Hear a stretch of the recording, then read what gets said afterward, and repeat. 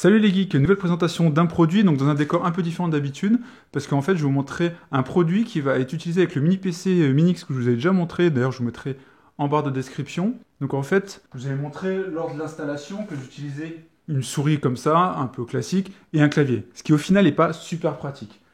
Donc j'ai cherché un peu sur Amazon, et donc je me suis dirigé vers un tout petit clavier, normalement avec touchpad intégré.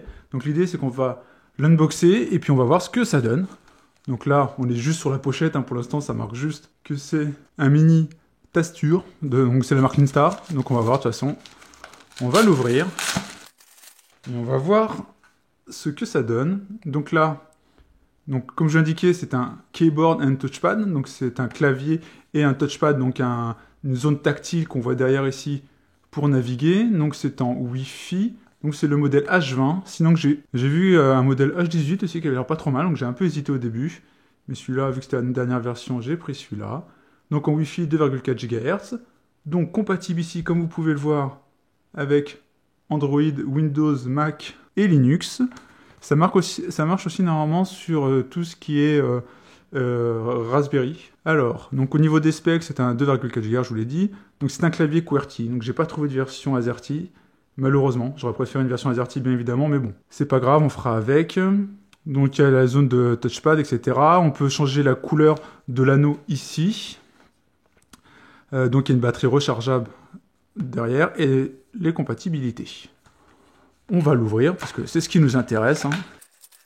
Alors, qu'est-ce qu'on retrouve dans le packaging? On se retrouve donc avec le clavier, le dongle justement pour la connexion, et le câble de rechargement. Donc je vais prendre le dongle, le mini clavier, on va faire un tour rapide avant que je le mette sur l'ordinateur pour voir s'il est bien reconnu, parce que je ne l'ai vraiment pas du tout testé, hein. Donc c'est une découverte avec vous.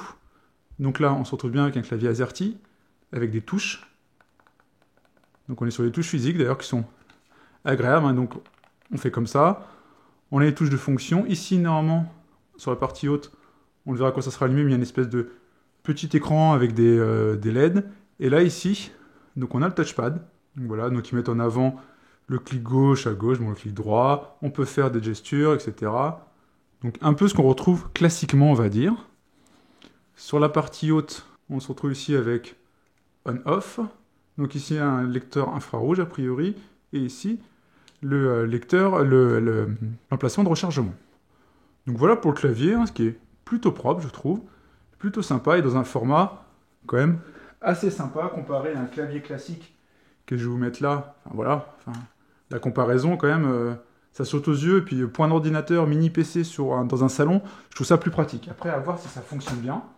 Donc ce que je vais faire maintenant, c'est mettre le dongle dans mon mini PC et on va voir si c'est reconnu immédiatement. J'ai mis le dongle, hop, on va voir si Windows me le trouve.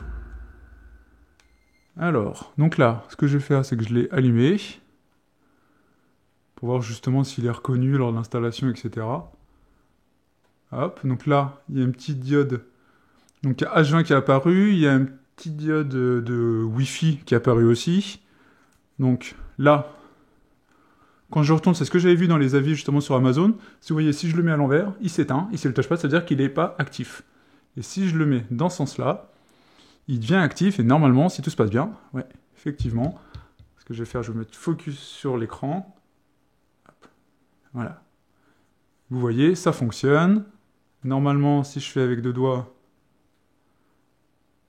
voilà, je peux slider dans l'écran. Voilà, donc a priori, il n'y a pas de problème. Je vais aller dans les menus Windows. Donc le clic fonctionne. Hop, pareil, ça fonctionne. On va prendre, hop, je vais mettre dans la recherche Cortana et je vais faire une recherche. Bon, effectivement, c'est un AZERTY. Donc, voilà. L'idée, c'était de lancer justement un WordPad, l'équivalent d'un WordPad. En tout cas, hop. Je mets dans une police très très grosse pour faire le test. Donc voilà, donc on va faire rapidement des tests, voir en tout cas si ça saisit bien. Alors, Bon, effectivement, il faudra que je change de clé, il faudra que je mette mon ordinateur en QWERTY, je pense, ou que j'attribue, parce que là, en fait, vous voyez là, c'est touche QWERTY, mais si je tape sur le Q, il m'affiche un A. Parce que mon ordinateur est configuré, bien évidemment, en AZERTY, je suis sur un ordinateur français. Mais bon, en tout cas, c'est pour vous dire, hein, en tout cas, c'est que ça fonctionne. Au niveau de la touche, je trouve ça plutôt pratique, plutôt sympa. Hop, vous pouvez voir, dès que j'appuie sur une lettre, ici, hop, il y a une petite diode qui s'affiche, hop, voilà, plutôt sympa. Et donc ici, on se retrouve donc avec ce pavé tactile, qui moi je trouve super pratique, parce qu'au final, en écriture, vous êtes comme ça, hop, vous écrivez, vous retournez, hop, vous bougez votre souris, hop, hop, hop. Voilà. Je sais pas ce que vous en pensez, mais moi je trouve ça super sympa. En tout cas, ça fonctionne bien. L'idée, c'était de trouver un petit produit comme ça. Hein. C'est vraiment ce que je cherchais. Hein. Ça va pas être une review super longue. Hein. L'idée, c'était de remplacer mon combo clavier-souris que j'avais, qui fonctionnait très bien aussi. Hein, mais en soi, qui était quand même très très gros. Voilà. Faut dire, tout ça va être remplacé par ça. Donc avec le touchpad derrière. En plus, je trouve ça super sympa. On voit vraiment quand il fonctionne. Voilà, on l'allume, hop. Il aurait pu être sympa aussi, je trouve, dans l'utilisation, on est comme ça, et de pouvoir, avec les mains arrière, hop,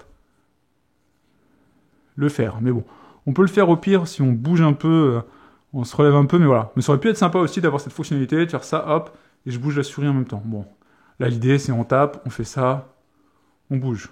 Donc voilà, en soi, pour cette petite review, je ne vais pas faire beaucoup plus long, hein, en soi, parce que je pense qu'il n'y a pas besoin, hein, il n'y a pas d'intérêt de faire super long quand tout fonctionne. Mais voilà, en tout cas, je peux vous conseiller ce petit produit, donc ce petit combo keyboard and touchpad, donc le H20.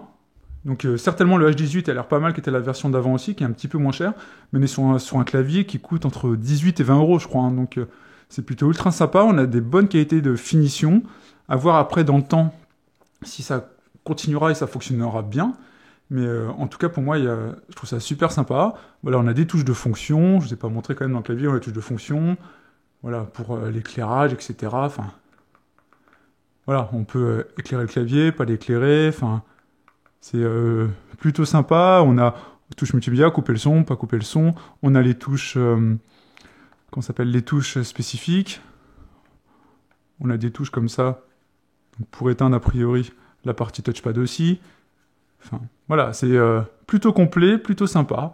Donc voilà, j'espère que cette review vous a plu. Si c'est le cas, n'hésitez pas à mettre un like, aussi à partager la vidéo, à mettre en commentaire vos avis et toujours à m'indiquer des produits que vous aimeriez bien voir tester sur la chaîne. C'est toujours un plaisir d'essayer de répondre à vos envies aussi. Donc j'espère que cette vidéo vous a plu. On se retrouve pour plein d'autres vidéos. Ciao les geeks!